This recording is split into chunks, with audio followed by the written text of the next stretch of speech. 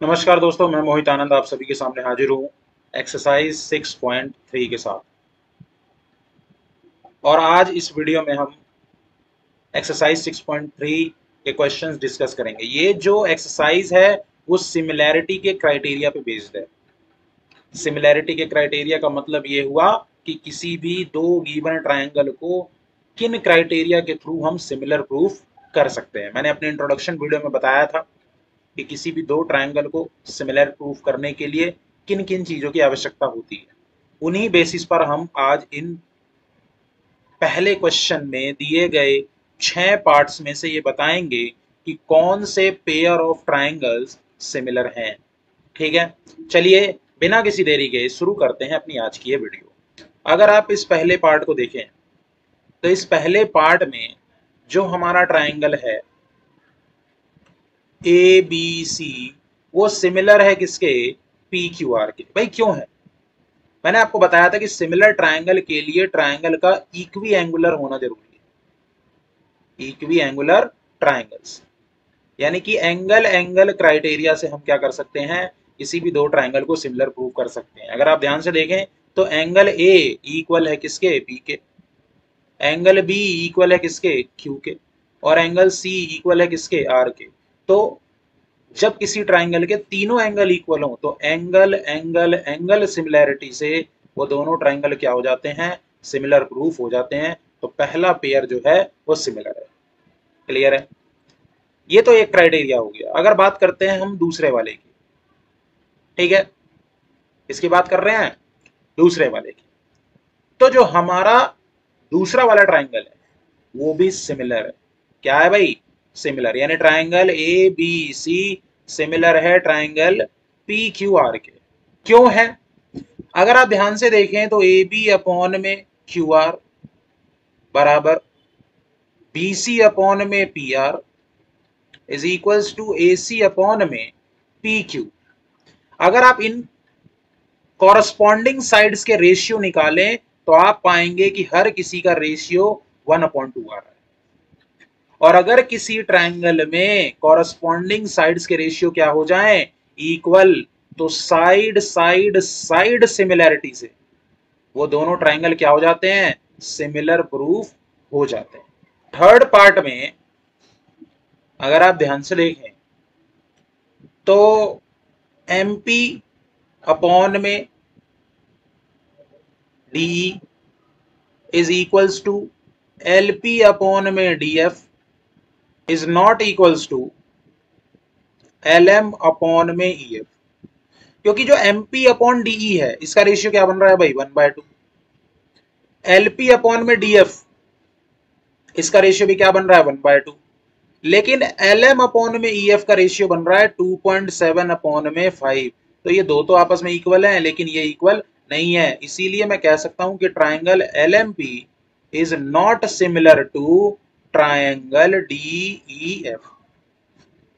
समझ में आ रहा है? क्योंकि कॉरस्पॉन्डिंग साइड्स के रेशियो इक्वल नहीं है। ठीक है, तो ये सिमिलर है सेकंड पार्ट, लेकिन थर्ड पार्ट सिमिलर नहीं है। फोर्थ पार्ट को देखते हैं। अगर मैं फोर्थ पार्ट को कंसीडर करूं तो एंगल एम एंगल क्यू के बराबर है।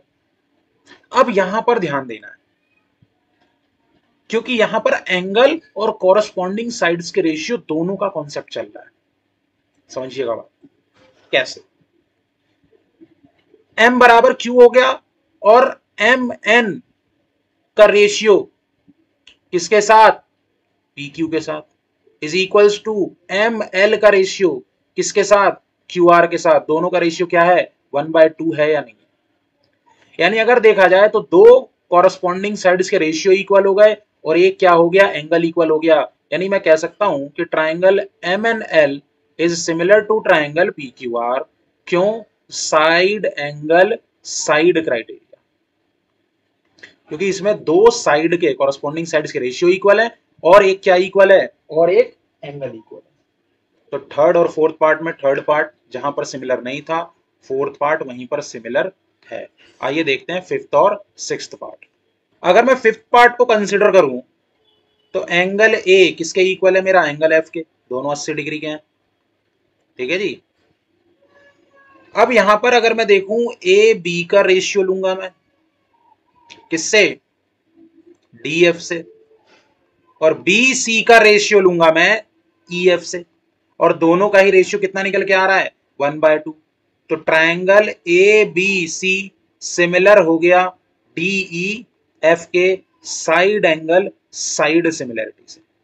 यानी अगर किसी ट्रायंगल के दो कॉरस्पॉन्डिंग साइड का रेशियो और एक कॉरस्पॉन्डिंग एंगल इक्वल है तो भी ट्राइंगल जो होता है हमारा वो क्या होता है, सिमिलर होता है। कौन सी सिमिलरिटी लग जाती है, side angle side similarity. Clear है। पार्ट नंबर 6 को देखते हैं। पार्ट नंबर 6 में हमारा एक एंगल डी इक्वल है किसके, हमें नहीं पता, क्योंकि भाई डी कितना है 70 और इसमें तो कोई 70 नहीं पता। एंगल ई इक्वल है किसके, एंगल क्यू के, दोनों कितना है 80 डिग्री। अब ध्यान दीजिएगा थोड़ा सा। और एंगल आर किसके इक्वल है वो भी नहीं पता। लेकिन अगर मैं ट्राइंगल डी ई एफ में एंगल सम प्रॉपर्टी लगाऊं तो बताइए एंगल एफ कितना हो जाएगा भाई, क्या एंगल एफ 30 डिग्री आएगा, हाँ बोलना पड़ेगा। सिमिलरली अगर मैं ट्राइंगल पी क्यू आर में एंगल सम प्रॉपर्टी लगाऊं तो एंगल पी कितना आएगा 70 डिग्री आएगा, हाँ बोलना पड़ेगा। तो एक बात बताइए, डीईएफ में कौन सा एंगल 70 है, एंगल डी 70 है, और पी क्यू आर में कौन सा एंगल 70 है, पी 70 है। तो क्या आप कह सकते हैं कि एंगल डी और एंगल पी इक्वल हो गया, हाँ बोलना पड़ेगा। अच्छा जी, एंगल ई और एंगल क्यू तो इक्वल है ही। तो हम ये भी जानते हैं कि अगर किसी ट्राइंगल के दो एंगल इक्वल हो गए तो एंगल एंगल सिमिलैरिटी से, एंगल एंगल सिमिलैरिटी से वो जो ट्राइंगल डीईएफ है और ट्राइंगल पी क्यू आर है वो क्या हो जाएगा, सिमिलर हो जाएगा। और चाहे तो आप ऐसे भी पता लगा सकते हैं कि एंगल आर कितना था 30 डिग्री और डीईएफ में एंगल एफ कितना निकल के आया है 30 डिग्री। तो आप ऐसे भी कह सकते हैं कि इसमें एंगल एंगल एंगल सिमिलरिटी भी लग रहा है। अब आप चाहे एंगल एंगल सिमिलरिटी लगा लो या एंगल एंगल एंगल सिमिलरिटी लगा लो, दोनों ही तरीके से ये जो ट्राइंगल डीईएफ है वो पी क्यू आर के सिमिलर होगा ही होगा। तो इसमें अगर मैं सिर्फ एक पार्ट थर्ड पार्ट को छोड़ दूं तो बाकी के जितने भी पार्ट्स हैं वो सारे क्या हैं, सिमिलर है। ठीक है जी। उम्मीद करता हूं कि वीडियो आपको पसंद आई होगी, किस तरीके से ट्राइंगल को सिमिलर प्रूफ करना है आपको समझ आया होगा। मिलते हैं नेक्स्ट वीडियो में आगे के क्वेश्चन के साथ, तब तक के लिए अपना ध्यान रखिए, धन्यवाद।